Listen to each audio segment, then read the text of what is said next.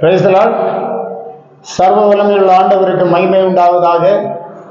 அவர் வானத்திலும் பூமியிலும் சகல அதிகாரம் பெற்ற தேவனாய் இருக்கிறார்.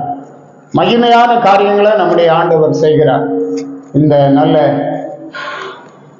காலை வேளையிலே ஆண்டவருடைய சமூகத்திலே கூடி வந்திருக்கிறோம். ஆண்டவருடைய சமூகத்தில் தேவ பிள்ளைகளாகிய நாம் உண்மையாய் உத்தமமாய் காணப்படுவோம். கர்த்தர் நம்மை ஆசீர்வதிப்பாராக.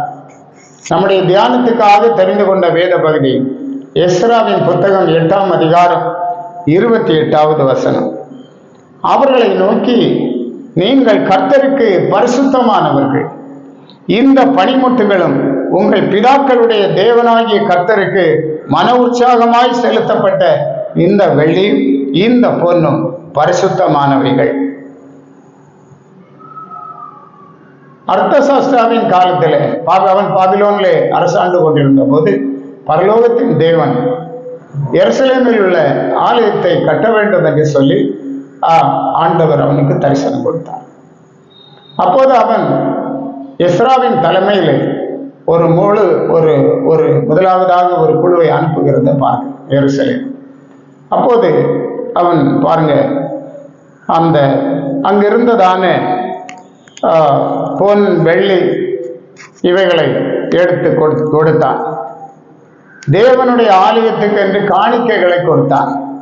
இதெல்லாம் கொடுத்து அவன் எஸ்ராவை அனுப்புகிறான்.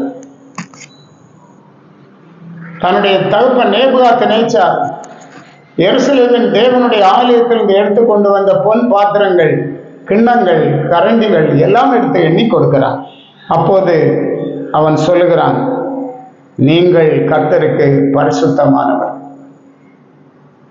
நீங்கள் கர்த்தருக்கு பரிசுத்தமானவர்கள். இந்த பணிமுட்டுகளும் உங்கள் பிதாக்களுடைய தேவனாகிய கர்த்தருக்கு மன உற்சாகமாய் கொடுக்கப்பட்ட இந்த பொன் வெள்ளி காணிக்கைகளும் பரிசுத்தமானவைகள். அன்பான தேவ பிள்ளைகளை, நாம் கர்த்தருக்கு பரிசுத்தமானவர்களாக இருக்கிறோம். அந்த உணர்வு எப்போதுமே தேவன் அதை நமக்கு எதிர்பார்க்கிறார். அவர் சொல்லுகிறார், நான் பரிசுத்தராய் இருக்கிறது போல நீங்களும் பரிசுத்தமாய் இருங்கள்.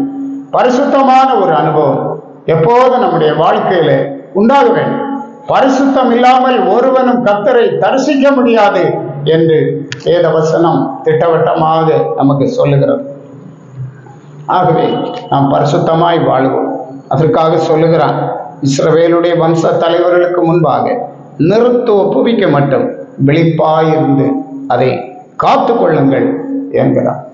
கர்த்தருடைய பிள்ளைகள் எப்போதும் விழிப்பாய் இருக்க வேண்டும், விழிப்புடன் இருக்க வேண்டும். நான் கர்த்தருக்கு பரிசுத்தமான அந்த ஒரு விழிப்புணர்வு நமக்கு எப்போதும் தேவை. பாருங்க, சங்கீதம் 33:21 வசனத்திலே படிக்கிறோம், அவருடைய பரிசுத்த நாமத்தை நாம் நம்பி இருக்கிறபடியால் நம்முடைய இருதயம் அவருக்குள் களிகூரும். ஒவ்வொரு நாளும் இந்த உலகத்திலே நாம் வாழும்போது நம்முடைய இருதயம் நம்முடைய தேவனாகிய கர்த்தருக்குள்ளே அகமகிழ்ந்து கொண்டே இருக்கும், களிகூர்ந்து கொண்டே இருக்கும். காரணம், அவருடைய பரிசுத்த நாமத்தை நாம் நம்பி இருக்கிறவர்களாக நாம் காணப்படுகிறோம். ஆகவே ஒரு பரிசுத்தமான அனுபவம் உண்டாக வேண்டும். ஏசாயா சொல்லுகிறார், 4ஆம் அதிகாரம் 4வது வசனத்திலே, சீயோனில் மீதியாயிருந்து எருசலேமில் தரித்திருந்து ஜீவனுக்கென்று பெயர் எழுதப்பட்ட எவனும் பரிசுத்தன் என்று சொல்லப்படுவார்.